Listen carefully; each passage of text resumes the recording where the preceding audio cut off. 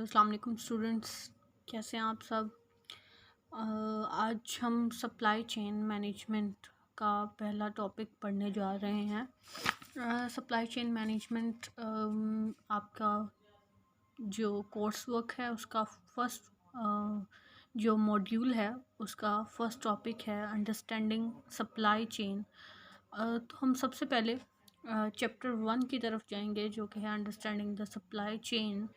और आपको जो बुक्स रिकमेंड की गई हैं मॉड्यूल में, आप उसमें से कोई भी बुक जो है उसको रेफ़र कर सकते हैं, लेकिन यहाँ मैं आपको स्लाइड्स के ज़रिए जो मेन टॉपिक्स होंगे वो एक्सप्लेन करूँगी।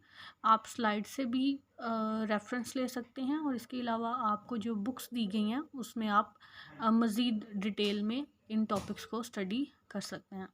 तो यहाँ पे हम बेसिक अंडरस्टैंडिंग लेंगे कि सप्लाई चेन क्या है। तो सबसे पहले हम स्टार्ट करेंगे सप्लाई चेन की डेफिनेशन से।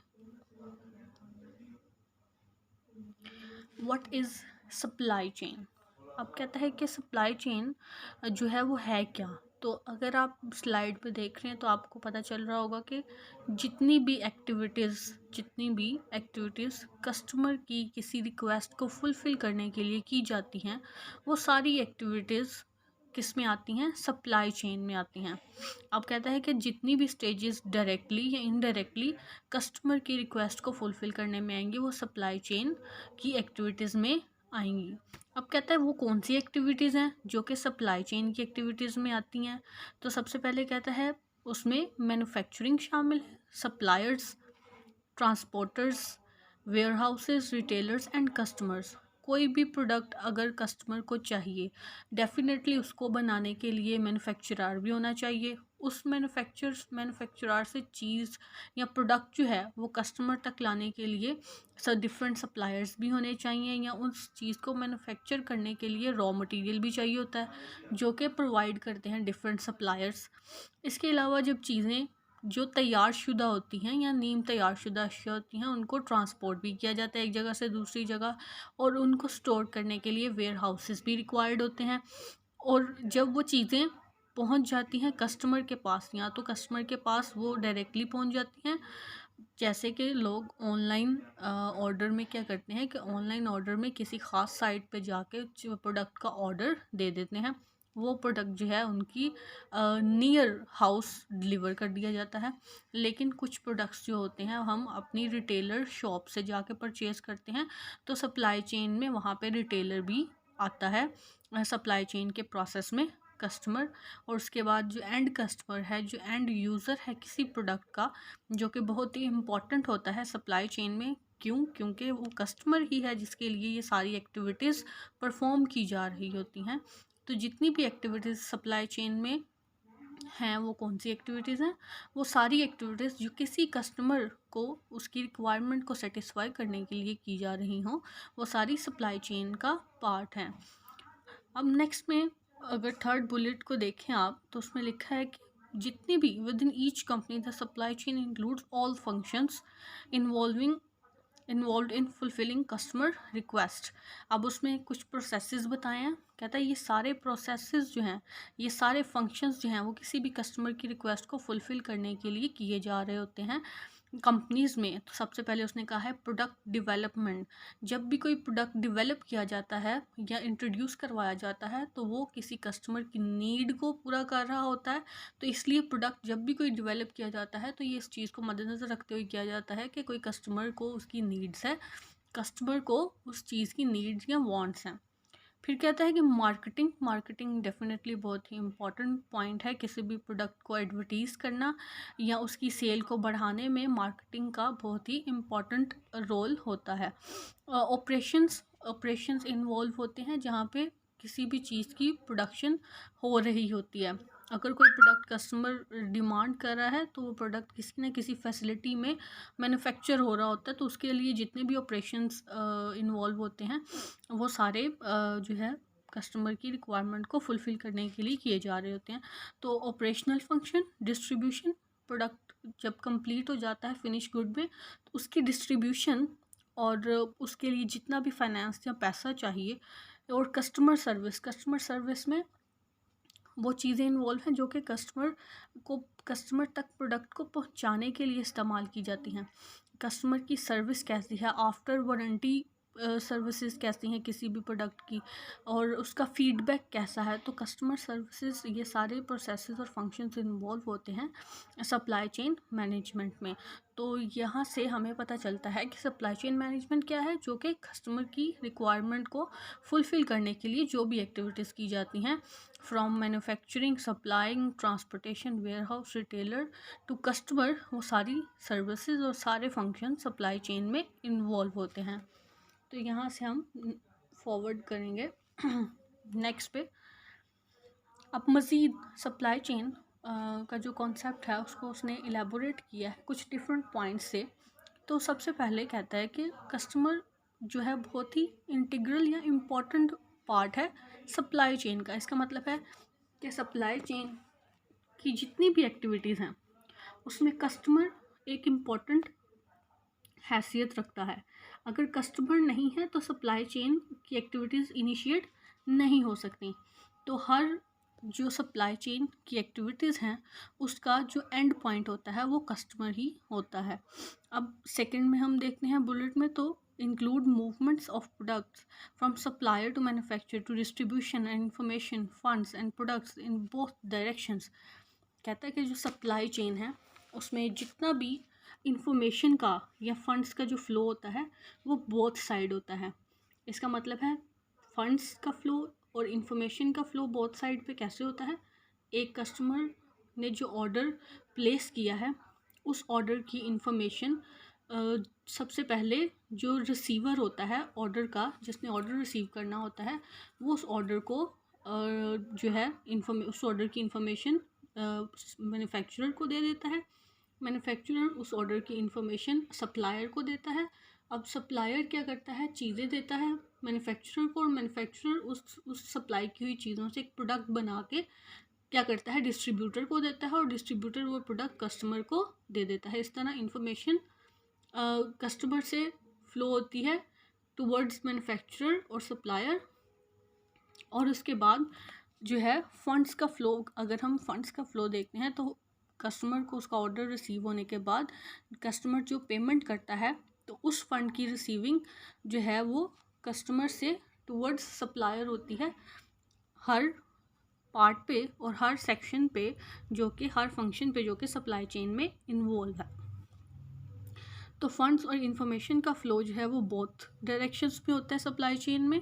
अब नेक्स्ट में कहता है कि हमें सप्लाई चेन के लिए अगर हम मोर प्रॉपर कोई टर्म यूज़ कर सकते हैं तो हमें इसे सप्लाई नेटवर्क या सप्लाई वेब भी कहना चाहिए। मतलब ये एक ऐसा नेटवर्क है जिसके ज़रिए इंफॉर्मेशन और जो फंड है उसका फ़्लो होता है।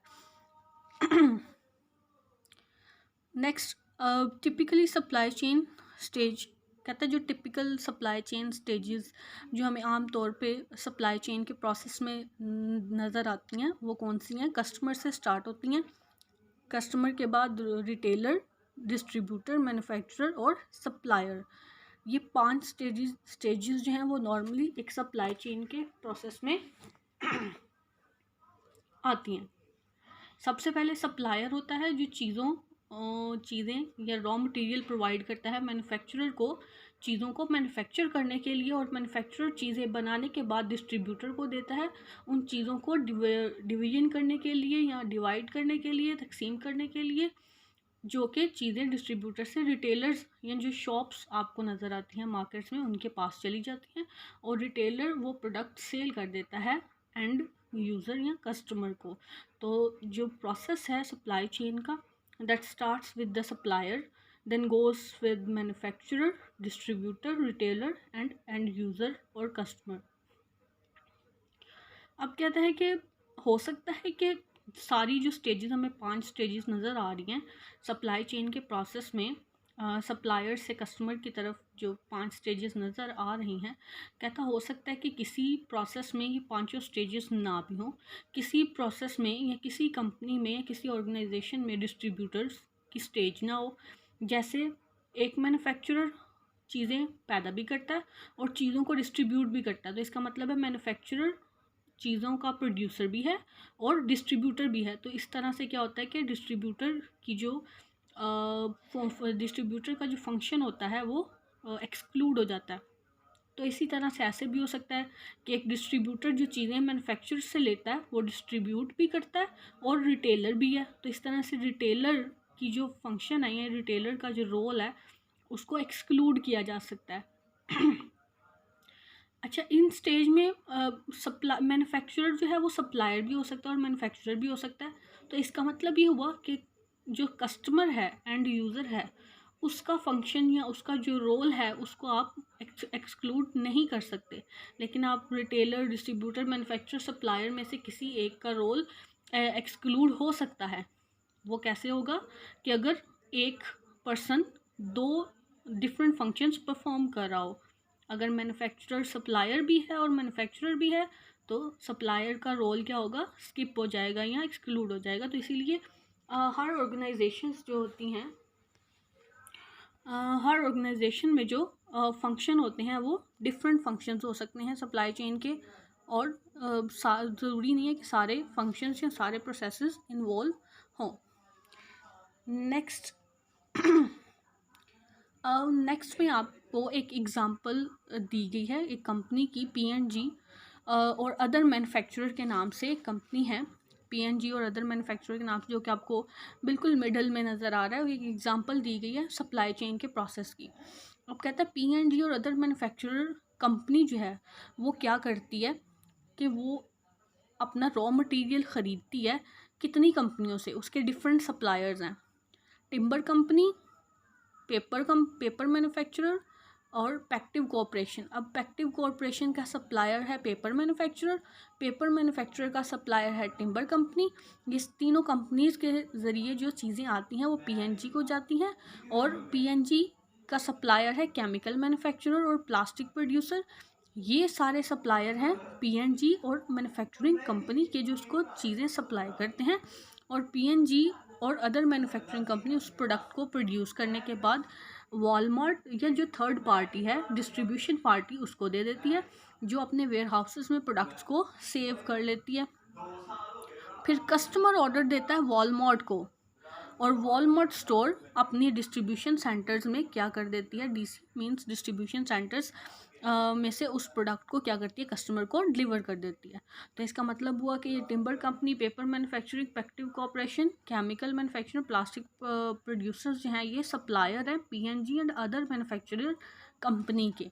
तो ये सप्लायर्स हैं, PNG is a manufacturer, Walmart is distributor, Walmart और थर्ड पार्टी डीसी सेंटर्स ये इनके डिस्ट्रीब्यूशन सेंटर्स हैं, और Walmart store as a retailer काम कर रहा है यहाँ पे, और कस्टमर जो है वो एंड यूज़र है इस प्रोडक्ट का। तो ये पूरा जो डायग्राम है ये शो करती है एग्जांपल को, जो कि सप्लाई चेन की एक काफ़ी प्रिसाइज एग्जांपल है। नेक्स्ट हम पढ़ रहे हैं flows in a supply chain. अच्छा, इस एग्जांपल में यहाँ पे इस एग्जांपल में अगर हम देखें तो एक सिंपल जो है वो फंक्शंस बताए गए हैं। सप्लाई चेन मैनेजमेंट में सप्लायर है एक पार्टी, मैन्युफैक्चरर है जो चीज़ें बना रहा है, डिस्ट्रीब्यूटर है जो इन बनी हुई चीज़ों को डिस्ट्रीब्यूट कर रहा है, रिटेलर है जो कि इन चीज़ों को अपनी शॉप्स पे या डिफरेंट जो डिपार्टमेंटल स्टोर्स होते हैं वो भी एज अ रिटेलर काम करते हैं, तो वो अपने स्टोर्स में इन चीज़ों को सेल कर रहे हैं, और कस्टमर जो कि उन चीज़ों को इस्तेमाल कर रहा है। अब कहता है सप्लाई चेन के फंक्शंस में डिफरेंट जो है वो फ्लो होते हैं। जैसे उसने, अगर आप सबसे पहले सप्लायर की तरफ देखें तो सप्लायर से दो लाइंस जा रही हैं, एक लाइन जा रही है रिटेलर पे और एक लाइन यहाँ पे डिस्ट्रीब्यूटर पे आ रही है। इसका मतलब है सप्लायर वो रिटेलर को भी डायरेक्टली चीज़ें सप्लाई कर सकता है और डिस्ट्रीब्यूटर को भी सप्लाई कर सकता है। उसके बाद डिस्ट्रीब्यूटर कस्टमर को सप्लाई कर देगा, या जो मैन्युफैक्चरर है वो सप्लाई कर सकता है कस्टमर को डायरेक्टली चीज़ें, और मैन्युफैक्चरर रिटेलर को भी सप्लाई कर सकते हैं। इसका मतलब जो हम प्रीवियस स्लाइड में पढ़ रहे थे कि एक ऑर्गेनाइजेशन में सप्लायर जो है वो डिस्ट्रीब्यूटर भी हो सकता है और रिटेलर भी हो सकता है। अगर सप्लायर खुद ही चीज़ें मैन्युफैक्चर कर रहा है, ठीक है, तो वो क्या करेगा, सप्लायर खुद ही चीज़ें बनाएगा और उसके पास रॉ मटेरियल भी उस चीज़ों का अवेलेबल होगा। वो क्या कर देगा, डिस्ट्रीब्यूटर को चीज़ें देगा और डिस्ट्रीब्यूटर रिटेलर को देगा और रिटेलर कस्टमर को देगा। या फिर डिस्ट्रीब्यूटर रिटेलर भी हो सकता है और डिस्ट्रीब्यूटर भी हो सकता है, तो इसलिए रिटेलर का रिटेलर की जो एक्टिविटीज़ या फंक्शन होगा वो एक्सक्लूड हो जाएगा। इसी तरह अगर हम डिस्ट्रीब्यूटर की तरफ देखते हैं, तो डिस्ट्रीब्यूटर जो है वो डायरेक्टली सर्व कर रहा है कस्टमर को। इसका मतलब है कि जो डिस्ट्रीब्यूटर है वो रिटेलर भी है और डिस्ट्रीब्यूटर भी है। तो इस केस में जो रिटेलर है उसका काम या उसका सर्विसेज एक्सक्लूड हो जाएंगी। जब सप्लायर चीज़ें सप्लाई करेगा डिस्ट्रीब्यूटर को और डिस्ट्रीब्यूटर चीज़ें सप्लाई करेगा डायरेक्टली कस्टमर को, तो मैन्युफैक्चरर और रिटेलर का जो रोल होगा या उसका जो कंट्रीब्यूशन है वो एक्सक्लूड हो जाएगा। तो डिफरेंट फ्लो हो सकते हैं सप्लाई चेन के अंदर। जैसे अगर हम यहाँ पे कॉर्नर पे देखते हैं, तो सप्लायर डिस्ट्रीब्यूटर को, डिस्ट्रीब्यूटर कस्टमर को, इसके अलावा सप्लायर सप्लाई कर रहा है रिटेलर को, और इसके बाद जो हमारे पास सप्लायर डिस्ट्रीब्यूट जो है सप्लाई कर रहा है रिटेलर को और मैन्युफैक्चरर डिस्ट्रीब्यूट कर रहा है डायरेक्टली कस्टमर को। इसका मतलब है कि मैन्युफैक्चरर क्या कर सकता है, चीज़ों का सप्लायर भी हो सकता है और चीज़ों को मैन्युफैक्चर भी कर सकता है और उसको डायरेक्टली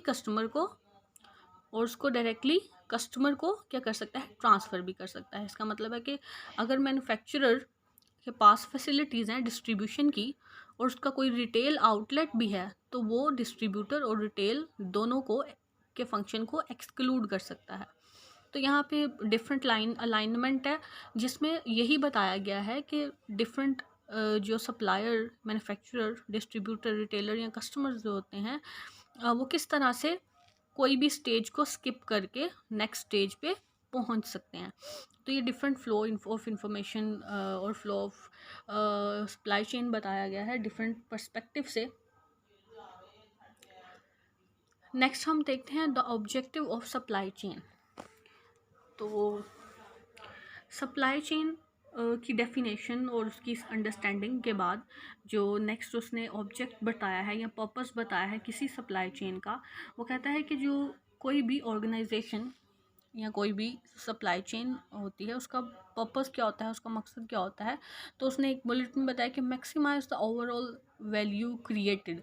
अब क्या वैल्यू क्रिएशन किस चीज़ की वैल्यू क्रिएशन, तो कहता है कि वैल्यू क्रिएशन वो कैसे करती है सप्लाई चेन, वैल्यू क्रिएशन कैसे करती है जब कस्टमर वैल्यू बढ़ जाती है सप्लाई चेन की कॉस्ट से।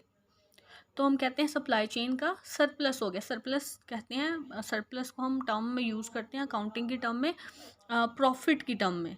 सरप्लस और प्रॉफिट जो हैं वो ऑल्टरनेटिव्स के तौर पे इस्तेमाल होते हैं, सिनोनिम्स इस्तेमाल होते हैं। तो सप्लाई चेन का प्रॉफिट या सप्लाई चेन का सरप्लस कब होता है, तो कहता है कि जब कस्टमर को जो हमने वैल्यू दी है प्रोडक्ट की फॉर्म में या सर्विसेज की फॉर्म में, वो ज़्यादा हो किससे, सप्लाई चेन की कॉस्ट से।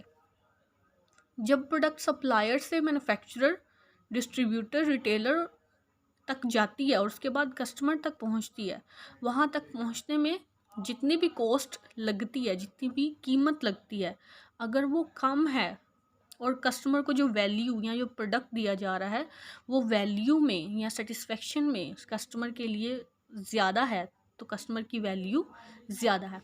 तो कहता है कि अगर कस्टमर को जो वैल्यू या जो प्रोडक्ट, जो सर्विस आप दे रहे हैं वो ज़्यादा है सप्लाई चेन की कॉस्ट से, तो सप्लाई चेन क्या है, सप्लाई चेन का सरप्लस है या सप्लाई चेन का प्रॉफिट है। तो कहता है इस तरह से हम क्या करते हैं, कस्टमर की मैक्सिमाइज करते हैं ओवरऑल वैल्यू को, जो कि ऑब्जेक्ट है सप्लाई चेन का।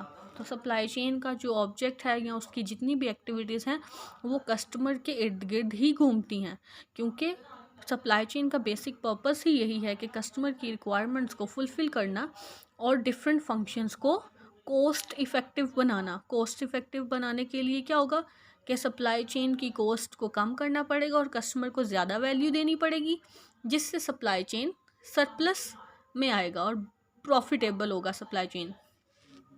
इसी कॉन्सेप्ट को, ये जो उसने एक इक्वेशन हमें दी है, सप्लाई चेन का surplus is equal to customer value minus supply chain cost. तो सप्लाई चेन का सरप्लस पॉजिटिव कब होगा? जब कस्टमर की वैल्यू ज़्यादा होगी, जब कस्टमर को उसका प्रोडक्ट में वैल्यू ज़्यादा मिलेगी।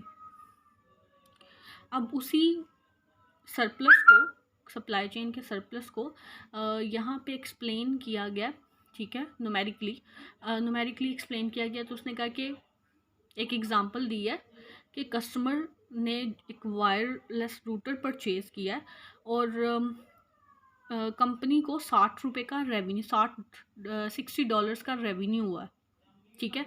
और जितनी भी कॉस्ट आई है डिफरेंट स्टेजेस पे, जैसे इंफॉर्मेशन, स्टोरेज, चीज़ों को स्टोर करने के लिए, ट्रांसपोर्टेशन, कंपोनेंट या उस प्रोडक्ट को असेंबल करने की जितनी भी कॉस्ट आई है, ठीक है, वो सारी सप्लाई चेन की कॉस्ट है, ठीक है।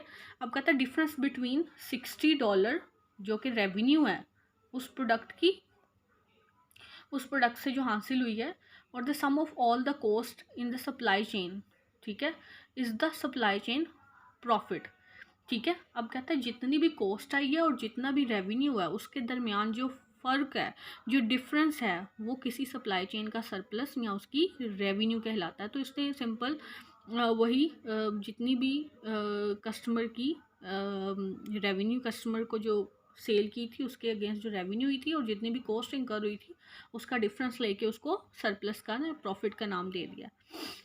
कहता है supply chain profitability is total profit to be shared across all stages of the supply chain. तो जितना भी प्रॉफिट होगा वो सारी स्टेजेस में डिवाइड कर दिया जाएगा। जैसे इंफॉर्मेशन की स्टेज है, स्टोरेज है, ट्रांसपोर्टेशन है, असेंबली है, उस प्रोडक्ट को असेंबल करना, जॉइंट करना और एक यूज़फुल प्रोडक्ट बनाना, कंपोनेंट्स जो डिफरेंट जो है उसकी परचेजिंग में जितना भी खर्चा आया है वो सारी कॉस्ट शामिल होती है सप्लाई चेन प्रॉफिटेबिलिटी जब हम कैलकुलेट करते हैं।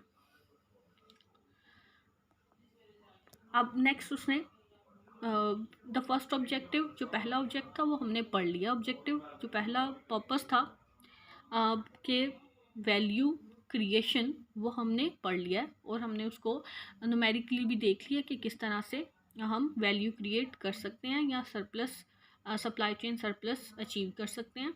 इसके बाद जो अदर पर्पसेस या ऑब्जेक्टिव्स हैं सप्लाई चेन के, वो हैं success should be measured by total chain profitability, not by profit at in individual stage.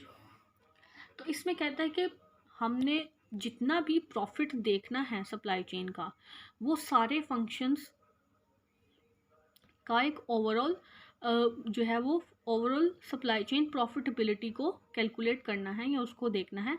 Not bye profits, किसी इंडिविजुअल स्टेज का प्रॉफिट हमने नहीं देखना, हमने क्या देखना है, ओवरऑल सप्लाई चेन।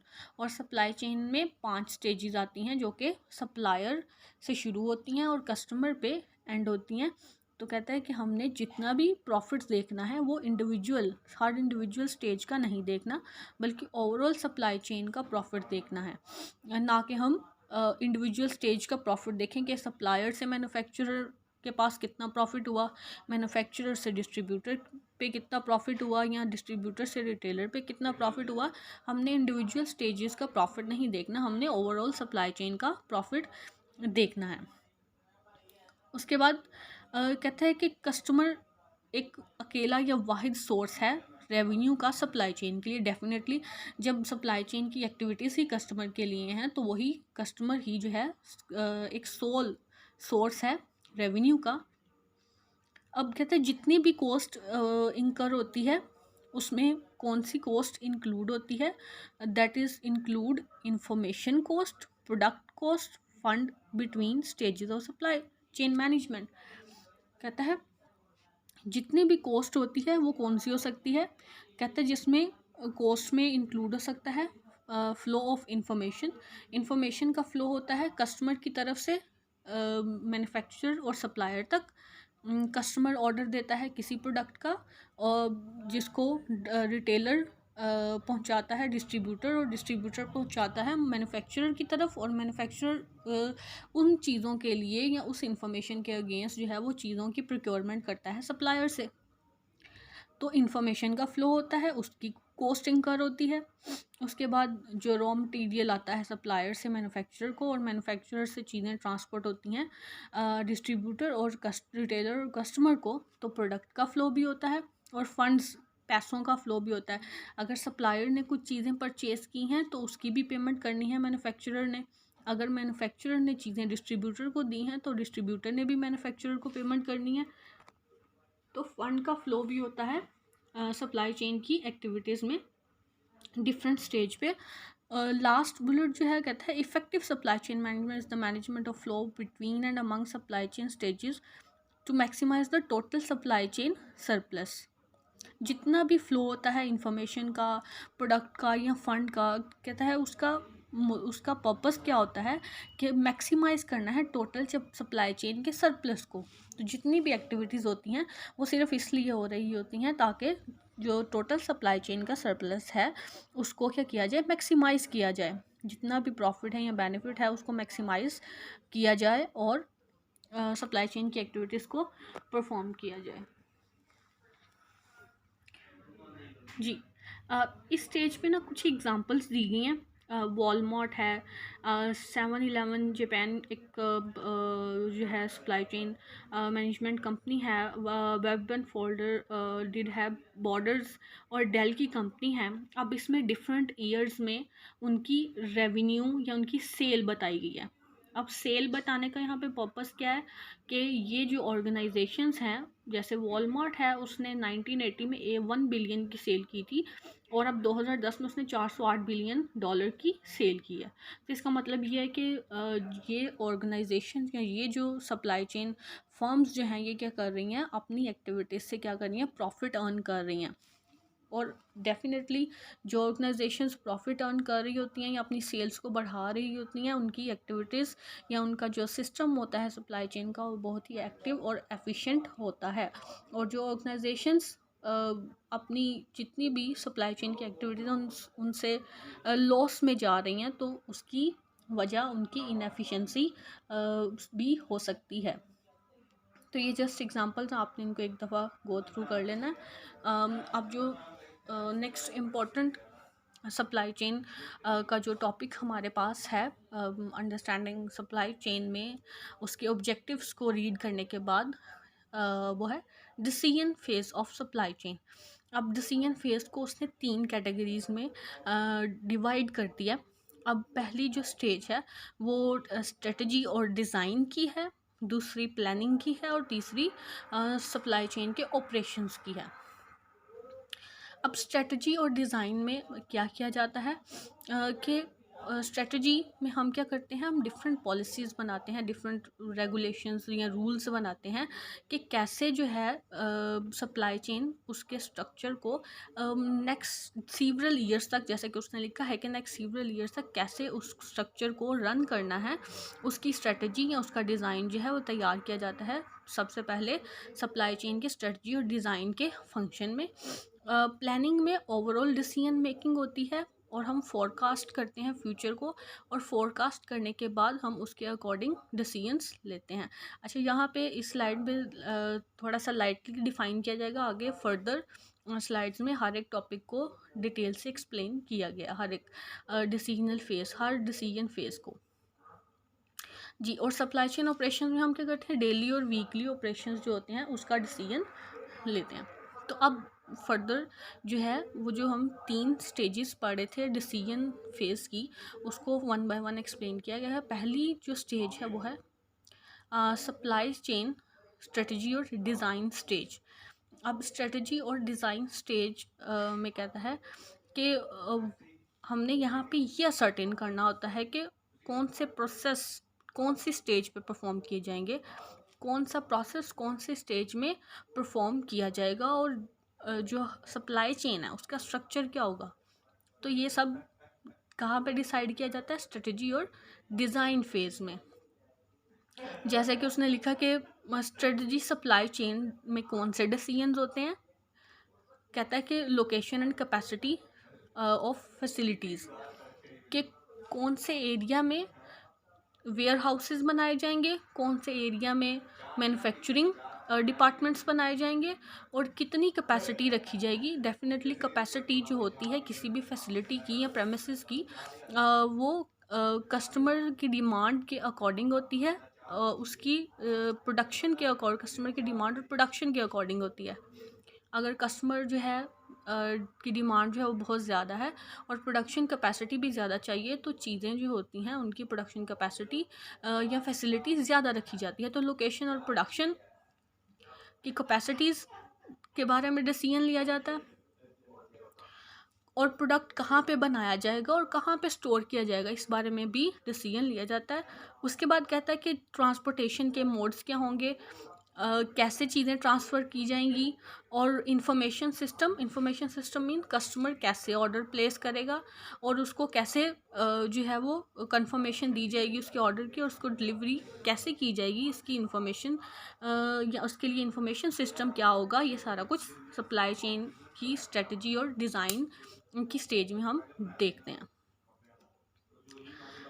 जी, कहता है डिज़ाइन जो होता है वो क्या होना चाहिए, सपोर्ट करना चाहिए स्ट्रेटजिक ऑब्जेक्टिव्स को, कि जो भी हम डिज़ाइन या स्ट्रक्चर बना रहे हैं सप्लाई चेन का, वो उसकी स्ट्रेटजीज़ के अकॉर्डिंग होना चाहिए। फिर कहता है कि जितने भी लॉन्ग टर्म डिसीजंस होते हैं और जो हम काफ़ी लंबे अरसे के लिए जिन चीज़ों को इम्प्लीमेंट कर रहे होते हैं, जिन एक्टिविटीज़ को इम्प्लीमेंट करते हैं काफ़ी लॉन्ग टर्म के लिए, ठीक है, कहता है वो उनको रिवर्स करना या उनको दोबारा से रिवर्स करना क्या होता है कि एक्सपेंसिव हो जाता है किसी भी सप्लाई चेन के डिज़ाइन में। तो कहता है हमें इस चीज़ का ख्याल रखना चाहिए कि कोई भी बिज़नेस है, बिज़नेस में अनसर्टेनिटीज़ हो सकती हैं, तो उन अनसर्टेनिटीज़ को मद्देनज़र रखते हुए हमें क्या करना चाहिए, सप्लाई चेन के जो डिसीजंस हैं उसको बहुत ही प्रिकॉशनरी लेना चाहिए। क्यों? क्योंकि वो लॉन्ग टर्म डिसीजंस होते हैं और उनको रिवर्स करना जो है एक्सपेंसिव हो सकता है किसी भी सप्लाई चेन फर्म के लिए। तो सबसे पहले हमने सप्लाई चेन की डिज़ाइन और स्ट्रेटजीज पढ़ लिया, जो पहली फ़ेज़ थी। सेकंड स्टेज है सप्लाई चेन की प्लानिंग। अब प्लानिंग साइकिल में हम क्या करते हैं, प्लानिंग साइकिल में हम चीज़ों को प्लान कर रहे होते हैं, फोरकास्ट कर रहे होते हैं सारी एक्टिविटीज़ को। यहाँ पे उसने जो बुलेट्स में 3 बुलेट्स में उसने इसको प्लानिंग के फिनोमेना को एक्सप्लेन किया। तो पहला कहता है कि वो सारी पॉलिसीज़ या रेगुलेशंस या रूल्स लिखे जाते हैं जिनके अकॉर्डिंग जो सप्लाई चेन की एक्टिविटीज़ हैं वो वर्क करेंगी।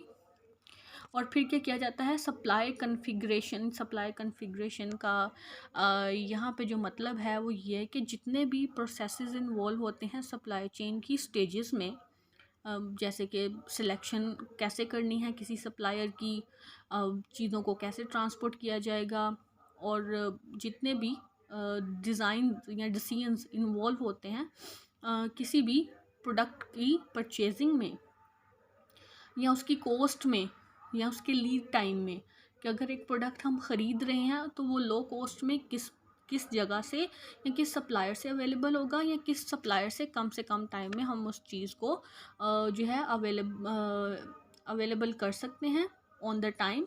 तो ये सारी चीज़ें या ये सारे डिसीजन सप्लाई कन्फिग्रेशन के डिसीजंस होते हैं, ठीक है, जिसको वो प्रीवियस फेज़ से मैच करते हैं कि प्रीवियस एक्टिविटीज़ में उन्होंने किस सप्लायर से चीज़ें परचेज़ की थी या उनकी कौन सी एक्टिविटीज़ जो थी वो ऑन टाइम कंप्लीट हो गई थी। तो वो क्या करते हैं प्लानिंग फेज़ में जो अपना जो प्रीवियस हिस्ट्री या ट्रैक रिकॉर्ड होता है उनके सप्लायर्स का, उसको भी चेक करते हैं। और डेफिनेटली कोई भी सप्लाई चेन की जो एक्टिविटीज़ होती हैं या फंक्शंस होते हैं या सप्लाई चेन का जो पूरा सिस्टम होता है वो ऐसे सप्लायर्स के साथ ही काम करता है जो कि जिनका ट्रैक रिकॉर्ड उनके साथ बहुत ही अच्छा रहा हो। तो ये सारी चीज़ें देखते हैं और डिमांड फोरकास्ट करते हैं कि जो साल ये कमिंग ईयर जो है उसमें जितने भी उनकी डिमांड होगी उसको वो फोरकास्ट करते हैं। फोरकास्ट मींस प्रिडिक्ट करते हैं, एक एस्टिमेशन लगाते हैं, और वो एस्टिमेशन प्रीवियस सेल्स की बेस पे लगाते हैं कि कितनी डिमांड हो सकती है। जैसे वो फॉर एग्जांपल वो कहते हैं कि अगर 2019 और 2018 में उन्होंने पूरे साल में 1000 लैपटॉप सेल किए थे, तो वो एक्सपेक्ट करते हैं कि 2020 में जो सेल होगी वो 1000 लैपटॉप्स या इससे ज़्यादा की होगी। तो ये एक फोरकास्ट या प्लानिंग का जो है वो पार्ट होता है कि फोरकास्ट करना होता है आपने अपने प्रोडक्ट की डिमांड को। तो प्लानिंग के फेज़ में ये डिसीजन कुछ प्लानिंग के पार्ट्स होते हैं, जिसके पॉलिसी सेट करना जो कि शॉर्ट टर्म ऑपरेशंस के लिए रिक्वायर्ड होती हैं, सप्लाई कन्फिग्रेशन और फोरकास्ट करना डिमांड को।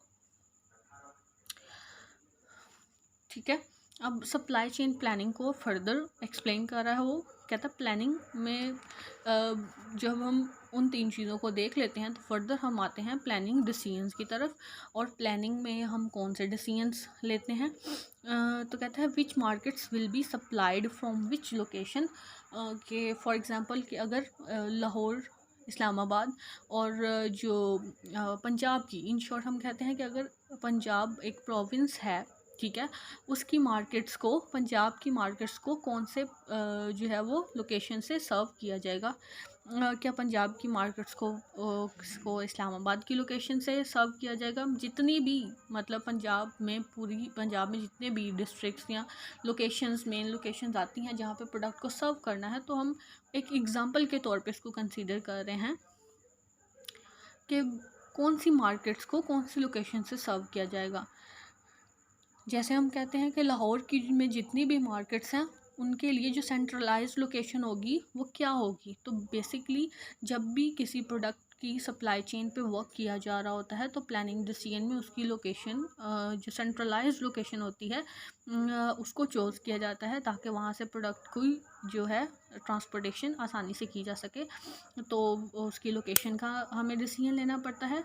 और कितनी इन्वेंट्रीज़ हमें रखनी पड़ेंगी, तो इन्वेंट्री हमें जितनी भी रखनी पड़ेगी उसका अंदाज़ा हम अपनी डिमांड फोरकास्ट से लगा लेते हैं। अगर हमें पता है कि हमारी डिमांड फोरकास्ट 1000 लैपटॉप्स के करीब है, तो हम अपनी इन्वेंट्री भी उस हिसाब से मैनेज कर लेंगे। सब कॉन्ट्रैक्टिंग की जाती है। सब कॉन्ट्रैक्टिंग में क्या होता है कि एक ऑर्गेनाइजेशन बहुत सी दूसरी छोटी ऑर्गेनाइजेशन से मिलके काम करती है और उनके साथ कॉन्ट्रैक्ट कर लेती है ताकि जब काम एक से ज़्यादा ऑर्गेनाइजेशंस मिलके कर रही हों, तो उससे क्या होता है कि एक ऑर्गेनाइजेशन को उन सब ऑर्गेनाइजेशन से कॉन्ट्रैक्ट करना पड़ता है ताकि जो एक्टिविटीज़ हैं वो टाइमली परफॉर्म हो सकें। तो सब कॉन्ट्रैक्टिंग और बैकअप लोकेशंस रखी जाती हैं फॉर सम एमरजेंसी कंडीशन, और इन सब एमरजेंसी कंडीशंस के लिए बैकअप लोकेशंस रखी जाती हैं। जब इन्वेंट्री ज़्यादा हो जाए या जो फिनिश मटेरियल है वो बहुत ज़्यादा हो, तो आपको बैकअप लोकेशंस में उनको रखना पड़ता है। इन्वेंट्री पॉलिसीज़ देखनी पड़ती हैं, जैसे कि आपको पता है इन्वेंट्री जो है डिफरेंट मेथड से उसको डिस्पोज ऑफ किया जाता है। जैसे आपने अकाउंटिंग में पढ़ा होगा, आप लोगों ने इन्वेंट्री मैनेजमेंट के लिए LIFO, last in first out, FIFO, first in first out and average inventory का मेथड। तो उसमें आपको देखना पड़ता है कि आपने इन्वेंट्री के लिए क्या पॉलिसीज़ रखी हैं, कौन सा मेथड है, कैसे आप इन्वेंट्री को मैनेज कर रहे हैं। और टाइम और साइज़ जो है मार्केट प्रमोशंस का, मतलब जितनी भी आपने अपनी प्रोडक्ट की एडवर्टीज़मेंट करनी है या उसकी प्रमोशन करनी है, उसका टाइम क्या होगा और क्या साइज़ होगा। बहुत सी ऑर्गेनाइजेशंस जो हैं वो अपने प्रोडक्ट की जो मार्केटिंग है उसके टाइम और साइज़ का ध्यान नहीं रखती। जैसे अगर कोई ऐसी प्रोडक्ट है जो कि समर में ज़्यादा जो है वो लोग उसकी डिमांड करते हैं, तो डेफ़िनेटली उसकी जो एडवर्टीज़मेंट है उसका टाइम भी उसी सीज़न के अकॉर्डिंग होना चाहिए, अगर प्रोडक्ट्स सीज़नल है। लेकिन अगर कुछ प्रोडक्ट्स ऐसी हैं जो कि सीज़नल नहीं होती बल्कि वो रूटीन प्रोडक्ट्स होती हैं, तो उनकी एडवर्टीज़मेंट भी रूटीन में होनी चाहिए। तो टाइम और साइज़ जो होता है प्रमोशन का वो डिफरेंट हो सकता है। इसके बारे में डिसीजन भी हमें प्लानिंग स्टेज में लेना पड़ता है। ठीक है, और इसके अलावा कहता है कुछ अदर चीज़ें हैं जो कि हमें या किसी भी और सप्लाई चेन ऑर्गेनाइजेशन को ध्यान में रखनी चाहिए, जिसमें उसने कहा कि अनसर्टेनिटी डेफिनेटली किसी भी हर बिज़नेस में अनसर्टेनिटी का जो है रहता ही है, एक मौजूद रहता है एलिमेंट। एक्सचेंज रेट्स आप जिस रेट पे आपने चीज़ें ख़रीदी हैं और जिस पे बेची हैं वो चेंज हो सकते हैं। कंपटीशन बहुत ज़्यादा है, तो कहता है कंपटीशन की वजह से भी प्रोडक्ट जो है वो आपकी डिमांड या सप्लाई में, डिमांड जो है या सप्लाई उसमें कमी बेशी हो सकती है। जैसे अगर आपकी ऑर्गेनाइजेशन एक प्रोडक्ट सप्लाई कर रही है लेकिन उसके कंपटीशन में कोई और ऑर्गेनाइजेशन वही उसी वैल्यू की प्रोडक्ट कम कीमत में जो है वो डिलीवर कर रहा है, तो डेफिनेटली कंपटीशन की वजह से प्रोडक्ट की डिमांड अफेक्ट होती है, और प्रोडक्ट की डिमांड इफेक्ट होने की वजह से सप्लाई चेन जो है उसका सरप्लस भी कम होता है। जी, थर्ड जो स्टेज, हम 2 स्टेजेस या 2 फेजेस पढ़ चुके हैं सप्लाई चेन की। पहला स्ट्रेटजिक और डिज़ाइन के हवाले से था, दूसरी स्टेज प्लानिंग के हवाले से थी, और तीसरी है सप्लाई चेन के ऑपरेशंस के हवाले से। और सप्लाई चेन के ऑपरेशंस या सप्लाई चेन की जो एक्टिविटीज़ हैं, तो इसमें सबसे पहले कहता है कि जो टाइम होराइज़न होता है वीकली और डेली हो सकता है सप्लाई चेन का। जब भी हम कोई कस्टमर ऑर्डर करता है तो डेफिनेटली उसको चीज़ों को सप्लाई करने के लिए उसे 1 वीक का एटलीस्ट 7 डेज़ का टाइम डिमांड किया जाता है। जिससे क्या करती हैं डिफरेंट सप्लाई चेन ऑपरेशंस में कस्टमर के ऑर्डर को जो है कन्वे करना और उसको प्रोडक्ट को बनाने में, मैन्युफैक्चर करने में, उसको डिलीवर करने में टाइमिंग रिक्वायर्ड होती है। तो कहता है सेकंड थिंग वो कहता है कि decision regarding individual customer orders. Sometime customer का जो ऑर्डर होता है उसके लिए इन्वेंट्री सफिशेंट नहीं होती, तो उस ऑर्डर को क्या करना पड़ता है, डिले करना पड़ता है या पेंडिंग करना पड़ता है। तो कहता है उसके रिगार्डिंग जो भी डिसीजन होता है वो भी उसको ऑन टाइम जो है वो कन्वे करना होता है। उसके बाद supply chain configuration is fixed and operating policies are determined, कि पहले से ही सारी चीज़ें डिटर्मिन कर ली जाती हैं कि पॉलिसीज़ क्या होंगी।